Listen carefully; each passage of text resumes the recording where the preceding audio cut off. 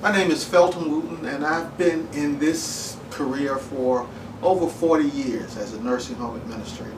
I was selected as Administrator of the Year for North Carolina, and I've managed individual patient care and as many as 360 patients or residents at a time. But out of my years of working with people, I've seen people come in and again, coming into a nursing home, most of the time, it's a sudden experience that occurs. Someone gets sick, they go into a hospital, then the hospital says they're not able to take care of themselves, so they need an extended care facility, maybe short-term or long-term. And all of a sudden, the family is thrust into a situation of having to find a place. So I've seen people come in. Some people weren't stressed, and I title this Elder Care Planning and having your life filled with desserts. So when I see people come in, a lot of times you think about desserts being comforting and makes you feel good, and then I see some people come in and just very stressed. Now when you spell desserts backwards, it spells stressed. So you have to decide right now, are you going to plan your life so that you have the desserts of life? Or if you don't make any decisions, is it going to be a stressed life? Keep in mind that this is the time for you to make decisions for your life 10 years from now, 20 years from now, 30 years from now. So a person could be 70, 10 years from now, 80 or 90. And making the decisions now can impact you tremendously financially and as well as your quality of life. In addition to that, children who have parents who could be from now, 10 years from now, 70 or 80 or 90, also need to think about having conversations with their family member to determine, what do you want your life to look like?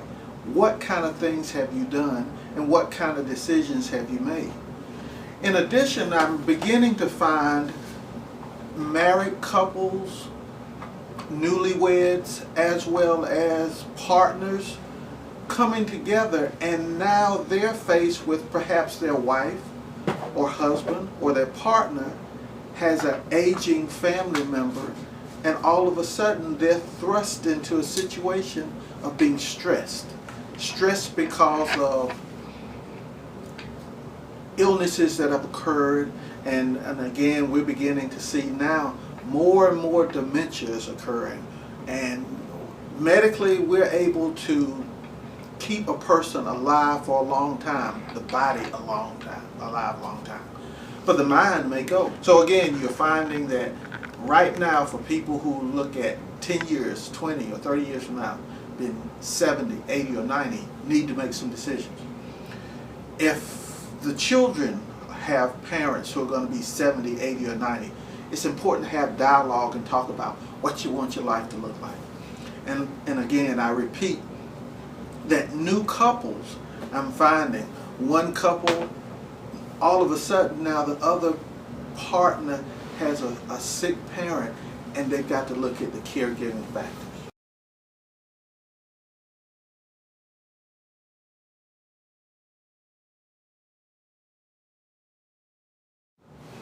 So determining, is your life going to be stressed, or are you going to have the desserts of life? I'm going to tell you a story. A lot of times people go to college or they get a trade and they start working, and they start saving some money, and then maybe they get married or they establish a relationship. And after a while, maybe children come along, and the children keeping you busy and go through high school, and then those children graduate, go to college, and then after that maybe grandchildren. And they get to a point where they feel like they've lived a good life and they're enjoying their life. And maybe they've saved a little money, and a little money may mean that they have $50,000, $100,000, $200,000 or more. And then after a while, perhaps when they get in their 70s, maybe one of the members in the household, the wife or the husband, starts getting sick, and perhaps one may have a stroke, the other one may have dementia. Caregiving gets more and more involved, more and more involved. And in this particular case, I'll say John and Mary, that's what had happened. They had worked, raised their children, had grandchildren. They were involved in activities within their community that they felt good about, that they enjoyed. But then one of the family members had a stroke. Well, that person did okay. They went into a facility, came back home, doing fairly well, but the husband had dementia. The children took care of their mom and dad. One son worked the night shift, the other son worked during the day, and they took turns coming back and forth checking on their parents. And this particular day, the son that worked the night shift came over when he got off work, 7 o'clock in the morning, checked on his mom and dad, helped with breakfast, and he went on home, went to bed. The other son got off work, he worked the day shift, got off work, came by, and when he got to the house, his dad was on the floor in the hallway, and his mother was sitting right there beside his dad. And he said, "Mama, why didn't you call me? I would have come to help." And she said, "Well, your dad did talk, he's doing okay. I made sure he got something to drink. Both you and your brother are just so busy. I didn't want to bother you." So he said, no, you shouldn't have done that. But anyway, the son got his dad up and said, "We need to go to the hospital." Dad wouldn't have anything to do with going to the hospital. So he got him cleaned up, got him some juice, got him some other food, got him in the bed. And son had a meeting the next morning, and son told his mother, well, he's going to fall again, but this time when he falls, just let him stay on the floor, call me, and we'll have the ambulance come. So that was on a Friday night. Next morning, the son is at a meeting at the JC building. While the meeting was going on, around 10 o'clock, gets a call from his mother. Mother said, "The father's fallen again." He said, "Leave him there. I'll call the ambulance and I'll be there." Gets there, dad is on the floor, the ambulance is there. And this is where I want to stress as I tell you the different kinds of documents. And this is going to be a series of educational sessions to help you determine what you want your life to look like and how you can manage and control it. So when he gets there and gets in the house, his dad is on the floor, and his dad is giving the ambulance workers, the EMTs, a hard time. He's saying, "Absolutely not. I am not going to the hospital." But the son looks at the ambulance staff and says, "I have health care power of attorney. Yes, you need to send him to the hospital." That's control number one. So I want you to think about, as you hear me talking, think about 2 to 4 things that you have learned in this session that you will take action on, of which you've not done anything about. So if you don't have a health care power of attorney, it's important that you go in and do that. Because the son had the health care power of attorney, he was able to give instructions that he would have to go to the hospital.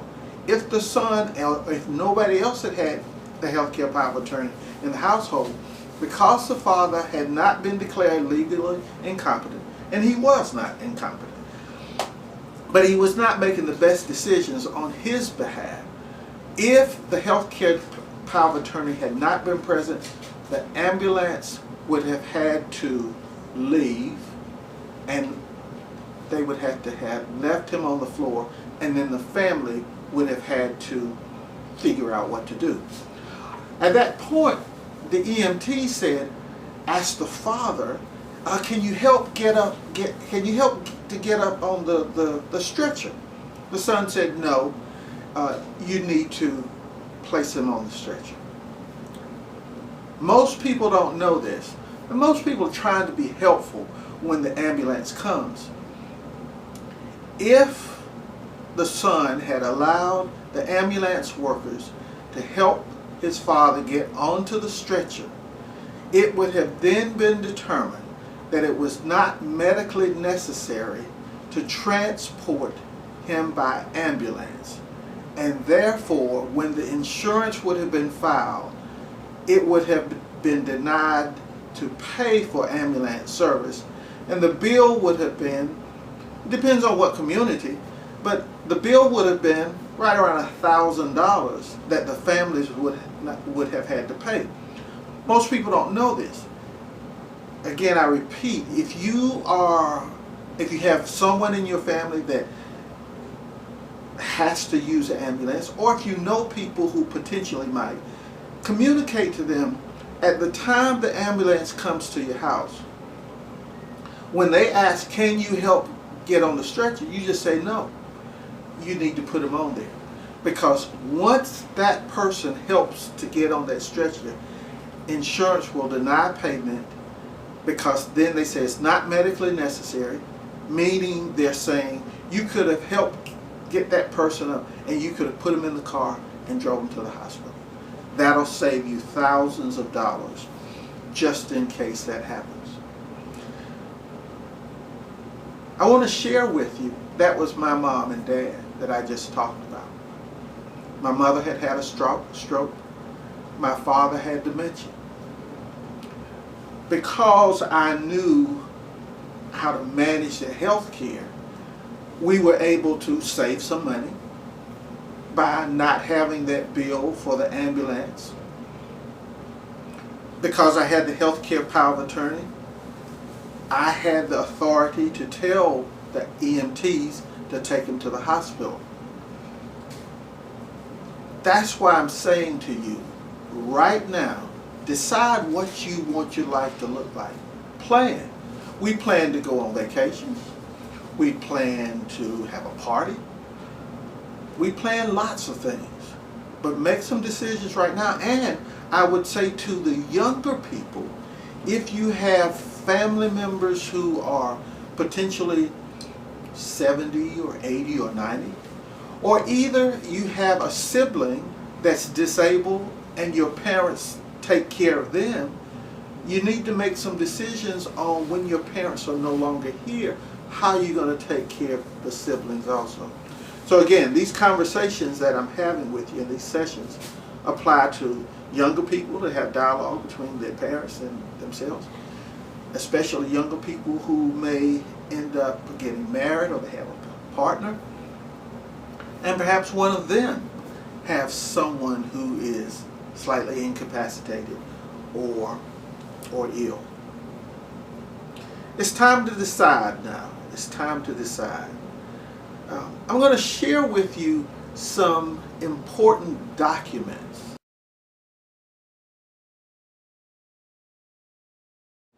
And again, the purpose right now is for you to make some decisions. These documents can help tremendously. Most people don't know. So just like when I shared that story, if a person has to go into the hospital and they don't need the hospital stay any longer, but maybe they have had a stroke, maybe they have fallen and broken a hip. If you've saved any amount of money over a period of time, and let's say it's maybe $100,000, or maybe $200,000, the time that you come out of the hospital, a lot of people think that Medicare will pay for everything. Later on in another segment, I'll talk about the models of care. I'll talk about how to pay for care. talk about the ways that you can pay for care and understanding. But I'll give you an example right now. Making decisions are important. And these documents will help you also. If you have to leave the hospital, and now you're seeing younger people in the hospital because perhaps the person's in a motorcycle accident. They're in a hospital and they need to go to rehabilitation facility. They will have physical therapy, speech therapy, or occupational therapy. But on a low end, a person would pay roughly $80,000 a year for care. Medicare doesn't pay, and we'll talk more later about Medicaid, but you have to qualify, and if you have over $2,000 of assets, you don't qualify for Medicaid. And again, in the next session I'll talk about what Medicaid is, what Medicare. The health care power of attorney. That's an important document because the health care power of attorney gives a person the authority to speak on someone's behalf just in case they're in a comatose state or they're not able to communicate their wishes. That gives the person the authority to talk to the physicians. It gives them the right to look at the medical records. It gives rights to how care is supposed to be rendered and what is supposed to be done. But it's important that you make sure you choose the right person to be your health care power of attorney. Again, being in this profession for over 40 years, it's terrible to say, but I've seen healthcare power of attorneys who had more interest in the money of their parents than making sure that they had good health care.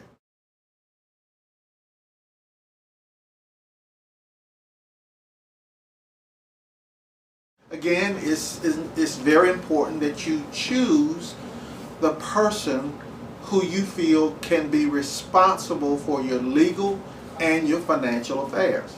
I'll give you an example. If you got a son or a daughter who's a spendthrift, you don't want to make them your power of attorney because they may spend up all your money. I can remember vividly within the last 2 years, there was a lady who had dementia. She was on a dementia unit. I was administrator of the facility. Her son was a doctor at one of the most prestigious hospitals in North Carolina. But if there were certain medications that she needed, he would say, she can't have that. She doesn't need it. He would continue that, and everybody on the staff knew all he wanted was for his mother to die and he would inherit the money. So again, I give you this advice. Choose people who are going to carry out your wishes based on your health. The power of attorney